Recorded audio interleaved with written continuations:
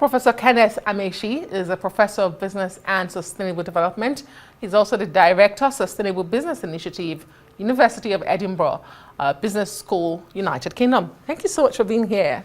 Thank you for having me. I'm sure you've been watching the space. Nigerians hear 15% tariff. They probably, glaze their eyes over it. But break it down for us. What does this mean in real term for the goods leaving Nigeria to the U.S. and the Nigerian economy? That's a very interesting development, because if you look at it from the trade relationship between Nigeria and the U.S., most of our export is around oil and gas. Mm-hmm. So I think that's where that's coming from. So if you place a 15% tariff on that, it will impact on the price of oil that U.S. consumers will need to pay for Nigerian oil and gas. But the good thing is that there are other parts of the world that Nigeria can trade with.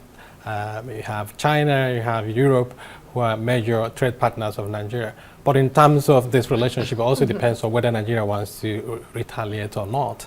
But I don't think it will change anything significant, put it that way, but it will just make Nigerian export to the U.S. more expensive to U.S. consumers. But we know what Trump is trying to do to protect the U.S. market and also protect the U.S. producers. Well, we do have other products, even though oil is most significant, but there are also businesses who export to the U.S. We have food produce that go to the U.S. We have some cocoa, cashew, and all of that, a variety of things. I imagine that will also be affected.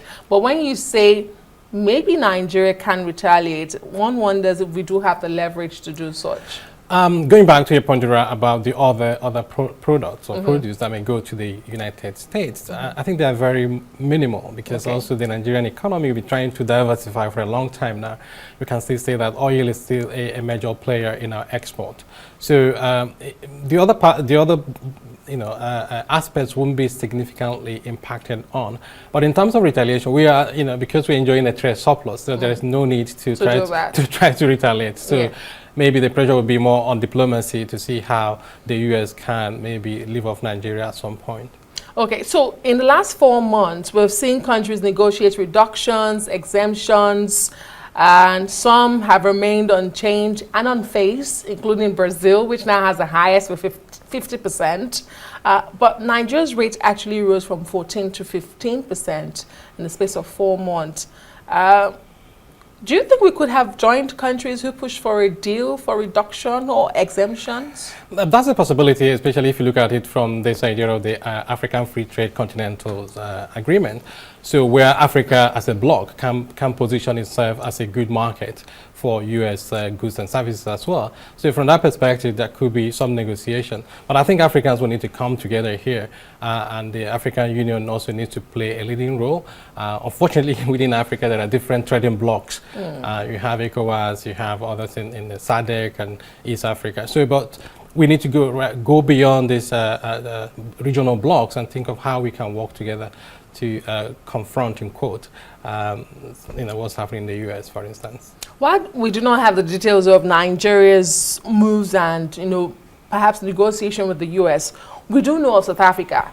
The South African government has come out to say they did attempt to negotiate. Their deal, did not fall through because they were not accepted. And last minute, the Trump administration wanted more from South Africa, which they could not give.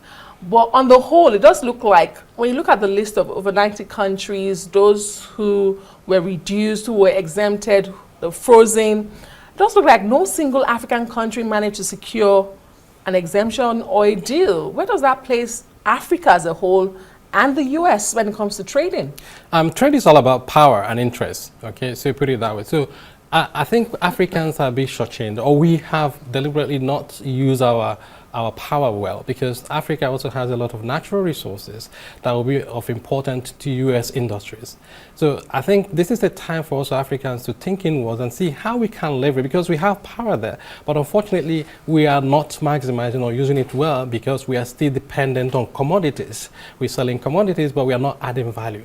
So what is happening in the U.S. at the moment can be a wake-up call for African governments to think inwards and see how we can begin to add value to the things we produce and not necessarily depend on commodities, because that's the major problem of many African economies. If we can add value and move our way from the commodity dependence, we'll be able to extract value and be much more competitive. How quickly can we do that? And what are the necessary steps we need to take urgently? I mean, we can't do it overnight because you also need investment in human capital, education, research and development. So this Africans, we need to take a long-term view, but it has to start. So it's never late. So even if we start today or tomorrow, there needs to be a conscious move that the world can no longer wait for us. And when the world wants to shape things, we can be the losers.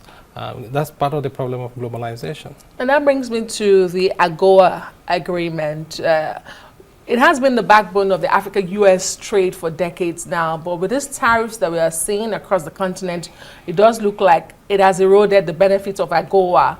And we also know that September is right around the corner where it's supposed to expire. A lot of people are not optimistic that President Trump will renew their AGOA policy with Africa. What does this then mean for the African continent?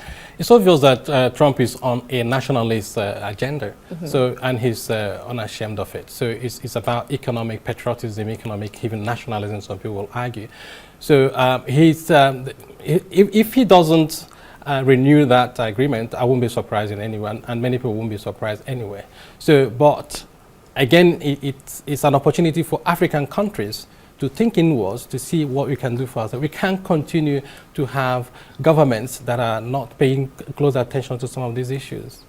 Where do we turn to as Africa? I mean, you have said this is a long-term decision. However, we need to start now. But where does Africa turn to if the US continues to slap tariffs? Tariffs is the best favorite word of President Trump. He says it's the best word in the dictionary. So it's not going to back down anytime soon. Yeah, but we can also look inwards. I mean, Africa has about 1 billion people. So it's a population we need to take advantage of. Nigeria may be up to 200 million people. And that's why what the government is saying in this case, Nigeria First policy, for me, is a good way to look at it. And it's also about buying made in Nigerian goods and services. We can look inward.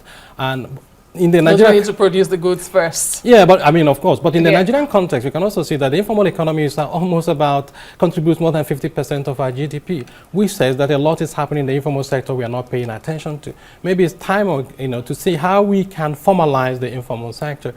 And my pet project, I always talk about what is happening in Imo State, where I'm also the Chief Economic Advisor, is a One Kindred, One Business initiative that the government of Imo State, under the leadership of Senator Hope Uzodimma, is promoting. And it's about leveraging communities, villages to create their own businesses. That way we can solve unemployment problem, but we can also contribute to some of the things we can consume locally. Think about food security. We don't need to import food from America or from Europe. We can grow our own food. And some other things we can also do. And if we have jobs, we have a higher income. It's good for business as well. That way we can purchase, and our purchasing power will go up, and we'll be able to consume locally produced goods. But again, there are investments to be made in education, human capital development, research and development to strengthen infrastructure, power. Yeah, infrastructure. All those things will come in place, but they're also based on demand and where the market is at the moment. And we do have the numbers. Thank you so much, Professor Kenneth Amaeshi, Professor of Business and Sustainable Development, Director, Sustainable Business Initiative, University of Edinburgh Business School, United Kingdom. Thank you so much for being here.